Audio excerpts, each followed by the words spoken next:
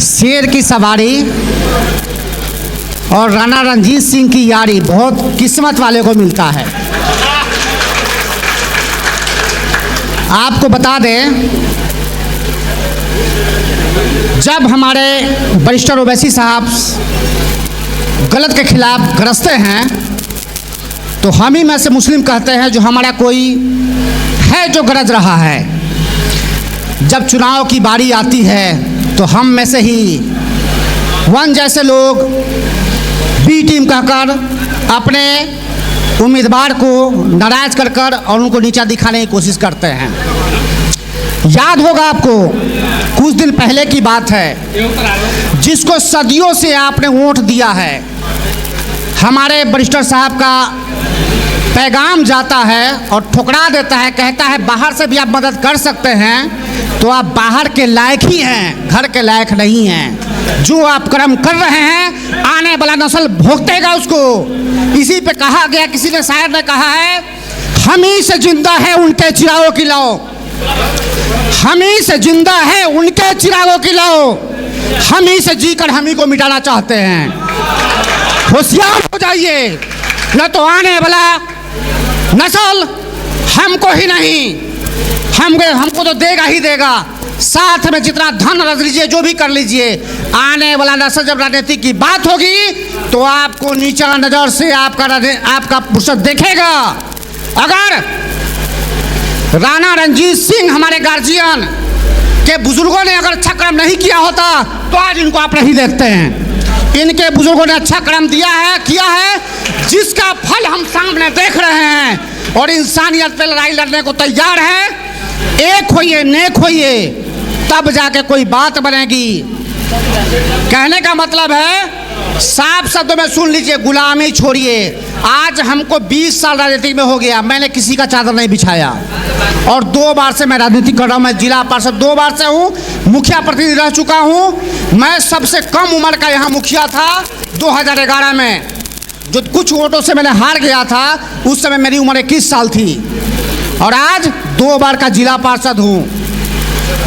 हमारी आबादी, फकीर की आबादी जान रहे हैं, बहुत कम है। पूरे जिला में ढूंढ लीजिए, प्रखंड में तो 1000-1200 होगा। लोग हमको कहा, लेकिन मैं कहा नहीं, कौम के लोग जाग रहे हैं। एक फकीर को, बच्चा को वहाँ तक पहुँचा देंगे जो लोग सोच भी नहीं सकते हैं। और सबसे हमारे करीब में बेथा गांव है, हर जगह से हम हार के आते हैं, लेकिन बेथा गांव का लोग अगर 3000 पोलिंग करता है तो 2900 सगीरसा को देता है। जिंदगी में कर्जा नहीं चुका सकते हैं। एक होइए, नेक होइए। फकीर का बच्चा जब 2 बार जिला पार्षद बन सकता है तो एक हो जाइएगा, तब विधानसभा का लोकसभा जीत सकते हैं। इसी चंद सबको के साथ समय नहीं है। जय हिंद, जय भारत, जय संविधान। अब मैं आवाज दूंगा मदन सिंह राणा जी को कि वो आगे और अपना। राणा रणजीत साहब परिहार की पावन धरती से आपको वेलकम करते हैं, खुश आमदेद कहते हैं और सारी जनता आपको देखने के लिए बेचैन थी। उपस्थित सज्जनों, दूर दूर से आए हुए हमारे भाइयों, दबे कुचले वर्ग के लोगों, आप जरा गौर करें।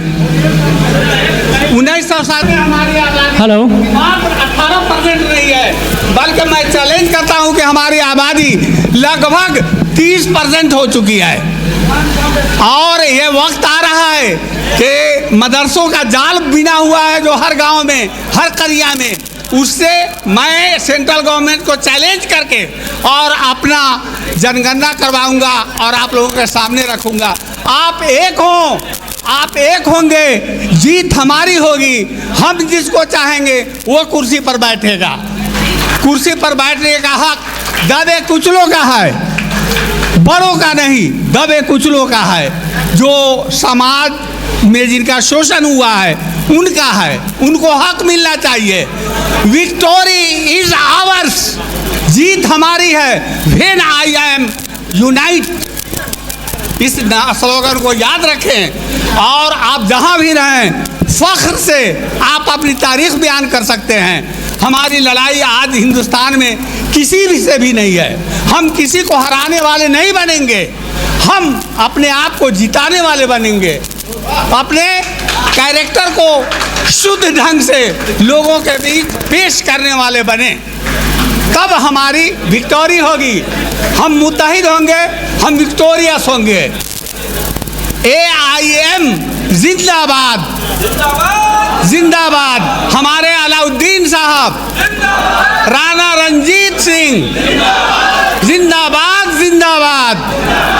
मैं इन्हीं शब्दों के साथ, टाइम कम है, ज़्यादा देर से आप लोग वेट कर रहे हैं, मैं अपनी बात समाप्त कर रहा हूँ। जय भारत, जय हिंद। इस नारे में कोई गलती नहीं है, कोई गड़बड़ी नहीं है। जय मीन्स जिंदाबाद, और ये एक मुसलमान ने नारा दिया था, जय हिंद, जय भारत। इसको याद रखें।